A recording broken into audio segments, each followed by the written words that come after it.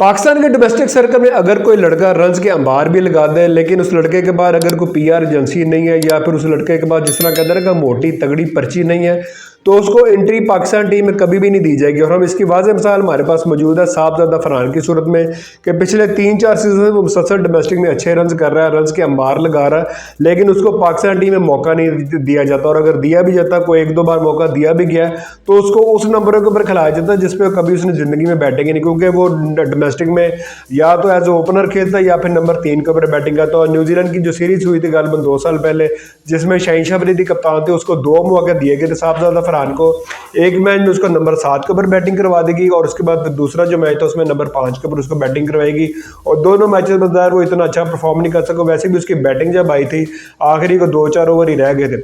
लेकिन चक्कर है कि जब हमारे डोमेस्टिक सर्कल में जब लड़के को परफॉर्म कर रहे हैं और उसको हम पाकिस्तान टीम में एंट्री नहीं देते, तो फिर ज़ाहिर वो भी डिसअपॉइंटेड हो जाते हैं। अब नेशनल T20 का मौजूदा जो चाह रहा है उसमें भी अपना साहबजादा फरहान जो है अभी तक 5 मैचेस खेल चुके हैं और 5 मैचेस में उसकी 3 सेंचुरी है।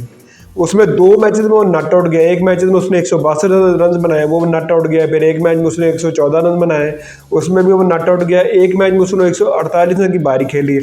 यानी कि 5 मैचेस में से 3 मैचेस में उसकी अपना कहते हैं कि 3 सेंचुरी है और 190 प्लस के स्ट्राइक रेट से इसने अपना नेशनल T20 का भी वो बैटिंग कर रहा है।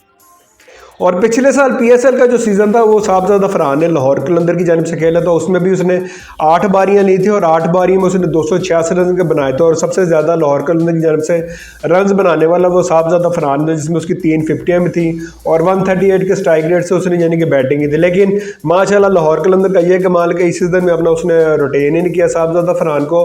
और उससे फिर मज़े की बात है कि जो नेशनल T20 का में सबसे ज़्यादा रन कर रहा है, डोमेस्टिक में आपसे सबसे ज़्यादा वो लड़का रन कर रहा है, लेकिन किसी भी यानी कि IPL की जो अपना PSL की जो फ्रेंचाइज है उन्होंने साहबजादा फरहान को पिक ही नहीं किया। तो चक्कर है कि हम अपने जो कहते हैं कि डोमेस्टिक में जो अच्छे लड़के रन कर रहे होते हैं उनको मुंह नहीं लगाते, उनको अपना कहते हैं कि पाकिस्तान टीम में एंट्री भी नहीं देते।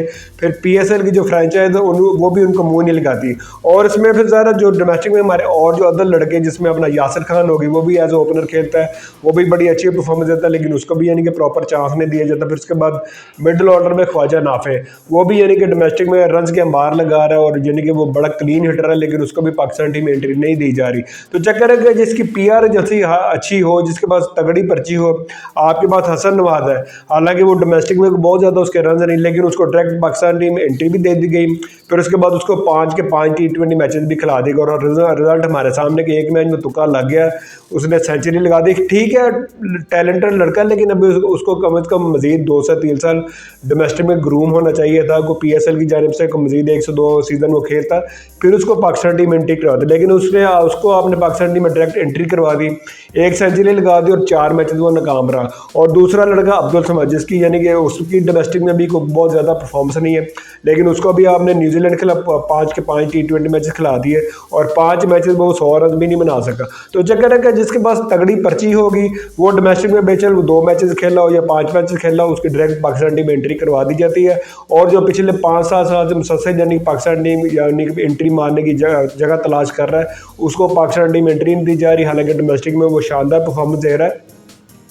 और साहबजादा फरहान का डेब्यू 2018 में हुआ, 2018 में डेब्यू का पहला करवाया गया ऑस्ट्रेलिया खिलाफ, और 2024 में यानी कि 6 साल बाद उसको दोबारा पाकिस्तान टीम में मौका भी दिया गया, और मौका भी यानी कि इस जगह पे दिया गया कि जहाँ पे यानी कि उसका जेन्युइन नंबर ही नहीं था। तो चक्कर के सबको पता होता है कि ये लड़का अगर टीम में परफॉर्म करेगा तो फिर हमारी जगह टीम से यानी कि चली जाएगी। तो चक्कर है कि अब एक टैलेंट बच्चा हमने ज़ाया कर दिया, और हमारे चक्कर में हमारे डोमेस्टिक में यही अपना मुसीबत होती है ना कि जो लड़का डोमेस्टिक में रन करता रहता है उसको एंट्री नहीं देते, और जिसके पास तगड़ी पर्ची होती है उसको हम पाकिस्तान टीम एंट्री दे जाते। बाकी खैर साहबजादा फरहान का जो बल्ला है वो चीख के कह रहा है वो पाकिस्तान टीम में एंट्री वो मांग रहा है, लेकिन उसको अभी तक यानी कि पाकिस्तान टीम में एंट्री नहीं दी जा रही। बाकी हम देखते हैं आने वाले वक्त में दोबारा साहबजादा फरहान को पाकिस्तान टीम में प्रॉपर तरीके से एंट्री दी जाती है, या फिर उसको इसी तरह यानी कि डोमेस्टिक में रन कर करके थक जाएगा और एक दफ़ा हिम्मत हार के वो क्रिकेट को छोड़ जाए। क्योंकि ज़्यादा डोमेस्टिक में ज़्यादा पाकिस्तान के जो डोमेस्टिक सर्कल है उसमें इतने ज़्यादा तो पैसे नहीं मिलते कि आप अपने घर के मामला चला सके। ज़्यादा अगर आप इंटरनेशनल क्रिकेट में आएंगे तो फिर ही आपका गुजर बसर हो सकेगा।